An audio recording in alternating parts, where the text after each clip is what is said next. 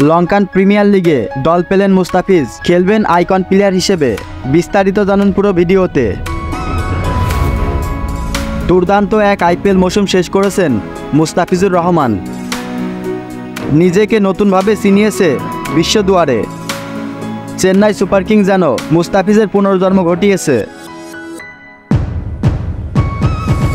Cutter master এবার দল পেলেন লঙ্কান প্রিমিয়ার লিগে। আগামী মৌসুমে এলপিএলে মুস্তাফিজ খেলবেন ডাম্বুরা থান্ডার্সের হয়ে। দলটির আইকন ক্রিকেটার হিসেবে খেলবেন বাংলাদেশি তারকা। নিজেদের ফেসবুক পেজে আজ সোমবার ফিজকে দলে নেওয়ার বিষয়টি নিশ্চিত করেছে ডাম্বুলা। এলপিএলের পঞ্চম আসর শুরু হবে আগামী 1 জুলাই, শেষ হবে 21 জুলাই। এখনও নিলাম অনুষ্ঠিত হয়নি। এর আগে মুস্তাফিজকে সরাসরি দলে নিয়েছে ডাম্বুলা। আইপিএলের পর এবার এলপিএলে মুস্তাফিজ কেমন করবেন সেটি এখন দেখার পালা।